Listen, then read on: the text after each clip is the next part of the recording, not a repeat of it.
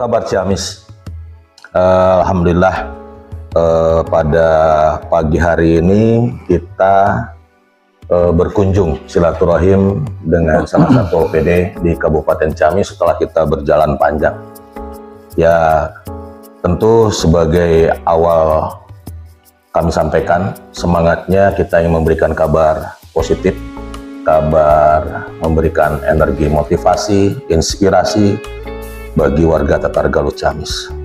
Hari ini warga Tatargaluh, alhamdulillah kita di salah satu kedinasan, Dinas Perhubungan, Dishub. Kebetulan Pak Kadis menyenggangkan waktu dan terima kasih atas waktu Pak Kadis.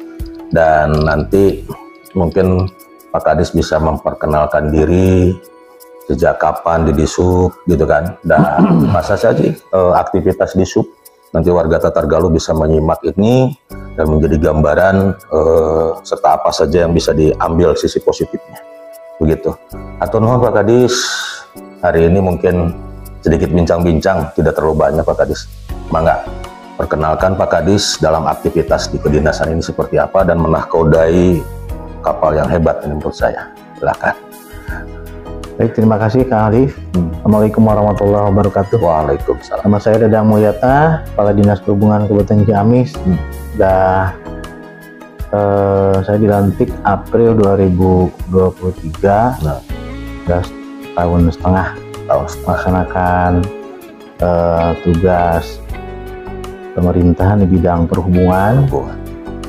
Tentunya kami dengan rekan-rekan melaksanakan tupoksi tersebut dalam upaya pelayanan kepada masyarakat, dan yang kedua ada tugas dari PAD yaitu retribusi dari parkir. Yang pertama saya menyoroti dari sisi pelayanan kepada masyarakat, terutama jalan di Kabupaten Ciamis itu katakanlah sudah 90% lebih, 90% sudah bagus, sudah hot mix, ya. Baik itu jalan desa, antar kecamatan, kemudian kabupaten, termasuk jalan nasional dan provinsi. Hanya memang yang menjadi kendala permintaan masyarakat itu terkait penerangan jalan umum. Oh iya, betul. Nah, kami di Dishub ini melayani 258 desa, 27 kecamatan, baru ada 7.342 titik PJU yang tersebar di Kabupaten Ciamis. Itu pun belum merata. Kenapa demikian? Ada spot-spot yang memang belum terjangkau ada jaringan listrik. Nah, sehingga kita upayakan memohon ke tingkat pusat dan tingkat provinsi untuk ada semacam bantuan jaringan, termasuk pemasangan PJU. Yang dari 7.000 sekian titik itu belum merata, dan masih banyak masyarakat melalui lembaga-lembaga baik desa, sekolah, pesantren dan lain sebagainya untuk meminta pelayanan PJU. Kita belum mampu melayani hal tersebut. Idealnya itu per desa itu mungkin ada minimal 1.000 titik lah per desa itu kan, supaya bisa terlayani untuk keperluan pengamanan jalan, kemudian lancarnya ekonomi, sama spot-spot UMKM itu kan bisa terlayani. Hanya memang mohon maaf dengan keterbatasan kemampuan kita dari sisi anggaran, sampai saat ini belum terpenuhi. Mudah-mudahan ke depan bisa ada peningkatan dan bisa melayani kepada masyarakat. Kemudian yang kedua terkait pelayanan dari sisi rambu lalu lintas, seperti gadril, jalan-jalan yang tadi saya sampaikan di antar kecamatan, antar desa juga sudah bagus. Hanya ada spot-spot di wilayah utara itu kan yang turun naik kontur alam. Nah, tanpa ada pengamanan gadril, banyak kendaraan yang karena human error, loss gitu kan, banyak yang sampai meninggal dunia.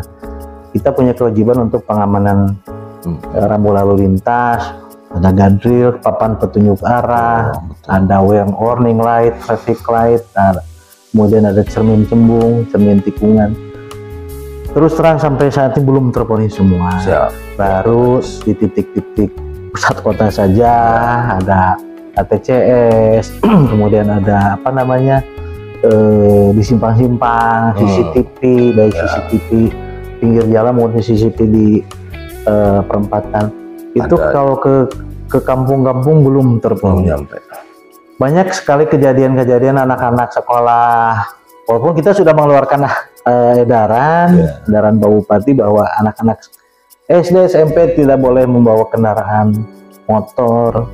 Hanya memang kontranya luar biasa, baik orang tua sekolah mau naik apa.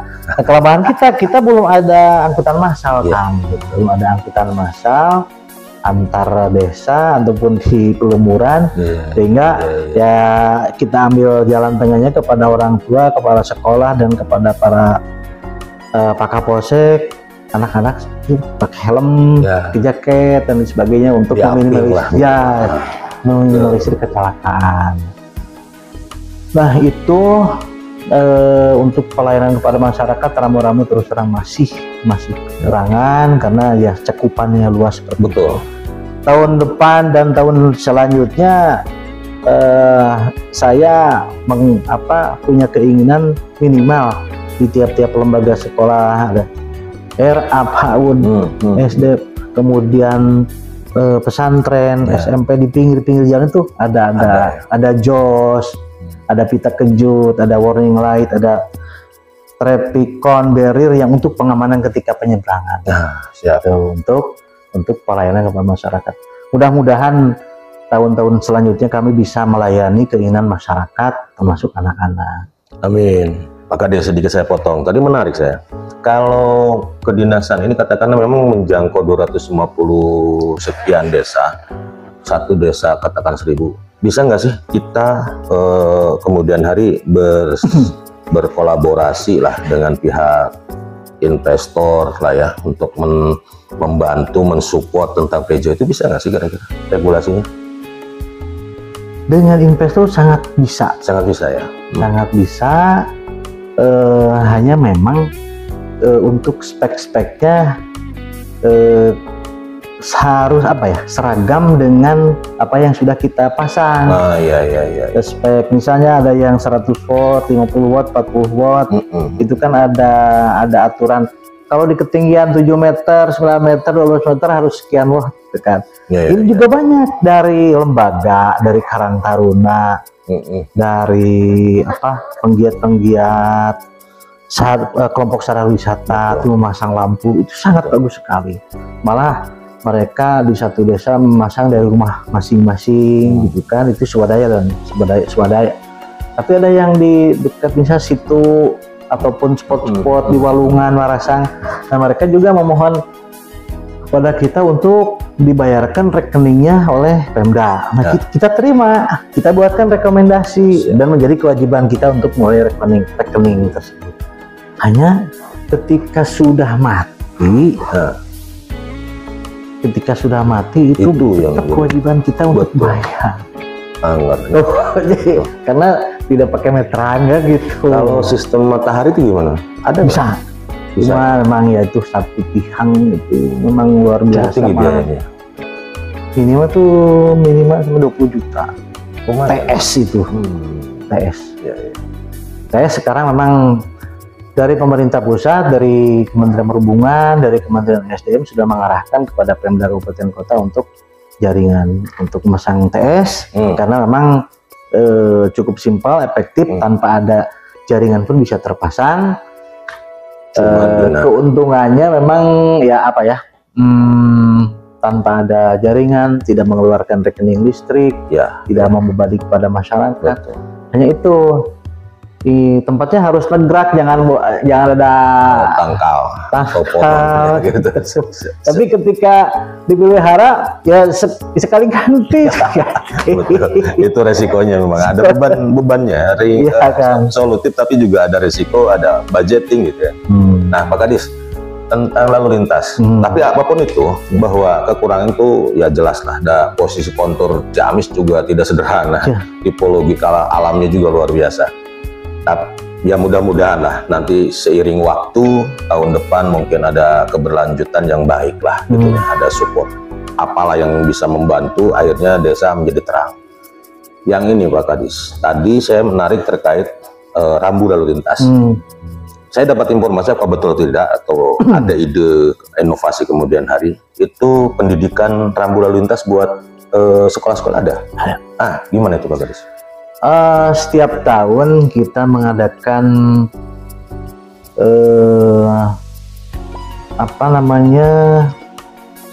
kontes pemuda pelopor keselamatan itu kepada anak-anak SMA, SMP. Setiap tahun kita mengirimkan ke tingkat provinsi untuk dikonteskan tingkat nasional. Kemudian juga ada program pengenalan rambu lalu lintas kepada anak-anak PAUD, TK, baik kepada ibu gurunya maupun kepada anak-anak. Kemarin cukup rapat juga, dalam seminggu kita kedatangan ada 40-50 anak-anak siswa datang di ruang sini, di ruang ATCS, dikenalkan ini rambu tanah bahaya, belok kiri, belok kanan, kemudian berhenti, lampu merah, kuning, hijau dan lain sebagainya. Kita alhamdulillah sudah ada pegawai yang sudah bersertifikat untuk memberikan pendidikan pelajaran kepada anak-anak, kepada guru gitu kan, itu sudah berjalan. Paling tidak dikenalkan hal seperti itu, mereka mengenal tentang keselamatan rambu-rambu ini bagi dirinya sendiri ataupun di lingkungan sekolah. Gitu. Karena bagi kita juga warga Tatargaluh akan sangat sulit ya ketika kadang-kadang bingung juga warga Tatargaluh ini rambu-rambu itu apa makna dan arti gitu. Nah ini kan sebuah konsep yang luar biasa ketika memang edukasi berjalan dan lain-lain. Berarti proses dan perjalanan edukasi tentang rambu lalu lintas sudah berjalan ya Pak Kadis ya. Ke depan atau penghargaan yang selama ini Pak Kadis nahkodai di sub seperti apa akhirnya? Selama tahun 2018 berhenti, tidak ada kegiatan pencapaian Piala Wahana Tata Nugraha karena 19, 20, 21, 22 itu selama 4 tahun karena COVID. Nah kemarin tahun 2023 mengadakan kegiatan Wahana Tata Nugraha terdiri dari beberapa sektor. Hanya memang diambilnya sampel Kang, hanya di dalam kota saja, tidak sampai ke pelosok. Itu untuk yang dinilai itu yang pertama penata kelolaan lalu lintas dan angkutan darat, keterminalan, kemudian penghijauan di jalan-jalan raya, kemudian perilaku angkum, baik angkot Andes, elep, supir-supir, akap AKDP. Kemudian secara berkala ada pemeriksaan ramcek pada kendaraan termasuk kesehatan para angkum. Kalau supir itu maaf menyalahgunakan nafja, miras dan sebagainya. Nah kita sudah kerjasama dengan BNN. Setiap tahun itu 2 kali kita melaksanakan untuk diadakan pemeriksaan kepada awak angkut. Termasuk di dalam terminal. Kita memenuhi menyempurnakan berupaya menyempurnakan untuk fasilitas-fasilitas pelayanan kepada masyarakat.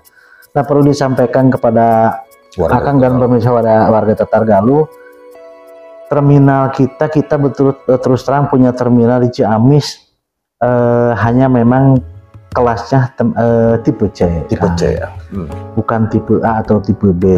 Kenapa demikian?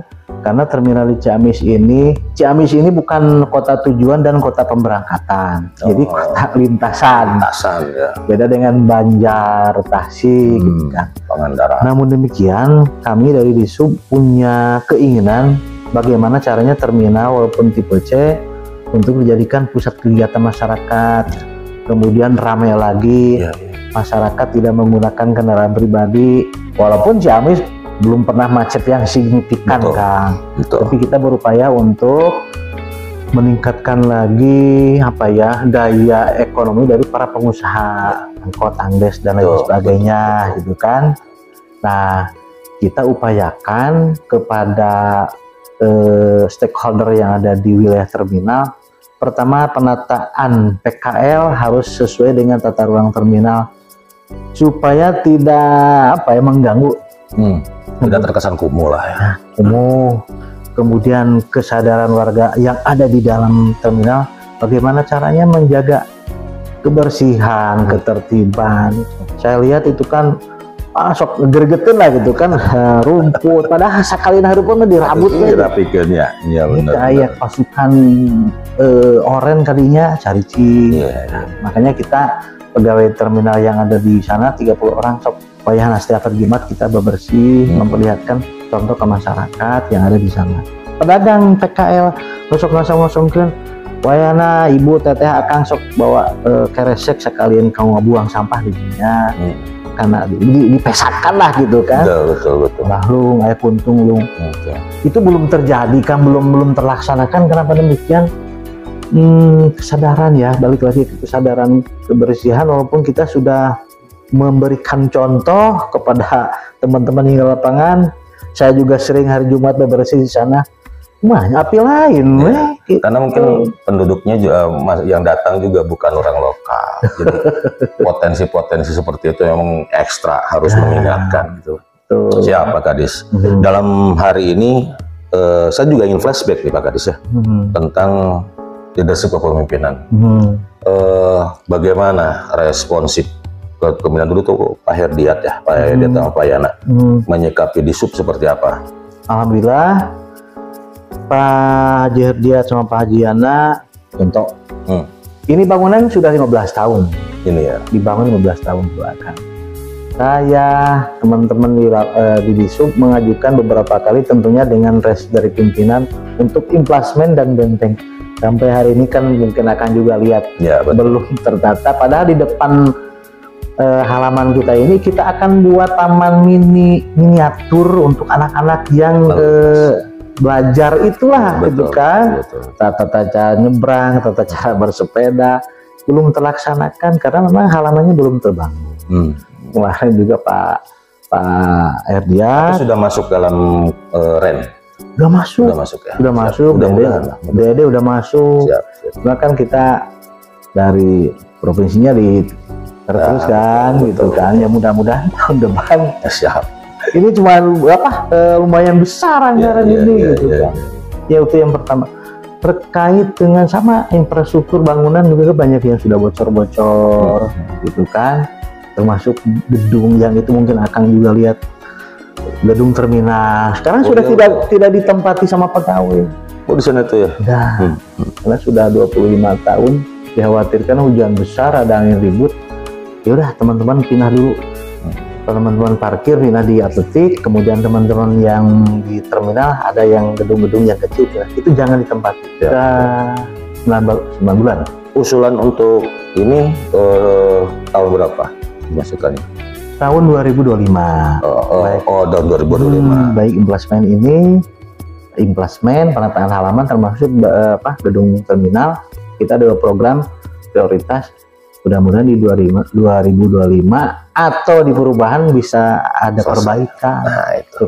Mudah-mudahan karena ini juga kaitan pelayanan publik ya dan kenyamanan tentu. Iya betul. Dan saya juga melihat memang ya mau tidak mau ini terlihat oleh mata ya.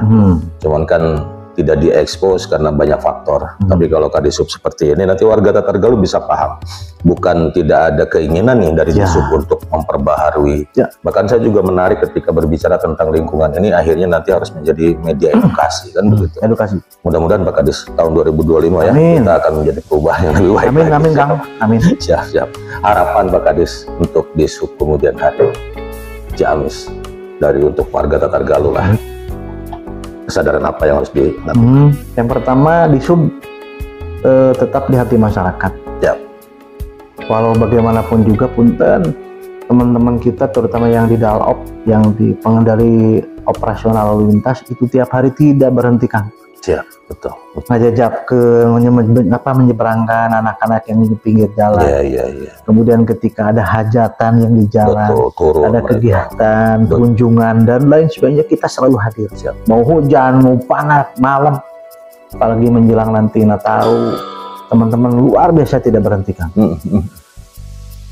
Kemudian yang kedua, teman-teman teknisi PJU itu bersentuhan langsung dengan energi listrik. Kami kamari hujan ageng itu kan parem PJU. Tapi mereka dapat asuransi? Hah? Ada asuransi? Ada. Oh, ada. Saya titip, Kang. Oke, kita melayani masyarakat, tapi utamakan keselamatan. Keselamatan. Bagaimana Betul, caranya? betul. Jangan solo kotor lah bahasanya gitu kan. Utamakan keselamatan. Yang ketiga, saya minta kepada warga masyarakat Tatar Galuh ikuti patuhi rambu-rambu itu kan ada di agama juga rambu-rambu. Betul. Kita juga punya kewajiban untuk menyampaikan rambu-rambu, ternyata kan universal, Ya. Kang lahir batin lah gitu kan. Betul. Kita punya kewajiban untuk menyelamatkan di dunia dan di akhirat gitu kan. Itu. Minimal ada proses ikhtiar ya, jadi. Ikhtiar. Siap. Betul. Alhamdulillah. Jadi warga Tatar Galuh ini silaturahim memang sangat sejenak Pak Kadis. Tentu akan lebih dalam lagi. Tadi ada harapan ke depan seperti apa Kadis. Dan saya pikir warga Tatar Galuh ada poin-poin yang harus dicatatkan. Satu, ya kita sebagai warga harus saling lah ya. Kalau kita cinta Kabupaten Ciamis, ya kan, ya saling untuk bisa menjaga merawat. Satu. Yang kedua, juga harus hati-hati. Jangan juga rambu-rambu lalu lintas banyak dicopot. Atau minimal tahulah kita sama-sama untuk menjaga karena keselamatan itu prioritas. Itu mungkin ada dasar-dasar pesan. Tentunya insya Allah Disub akan terus menjadi pelayan publik, dinas yang akan melayani publik dengan semaksimal mungkin. Kekurangan itu sebuah hal yang biasa, tapi minimal ada sebuah gerakan yang kemudian hari ini akan terus diperbaharui. Begitu ya Pak Kadis. Siap. Atur nuhun karena punten ngawagal. Terima kasih warga Tatar Galuh. Hai, apa kabar Ciamis? Pada hari ini dari Dinas Perhubungan, alhamdulillah sudah terpaparkan. Minimal kita tahu, minimal kita paham ya. Andi Alfikri dari Hai, apa kabar Ciamis? Assalamualaikum warahmatullahi wabarakatuh.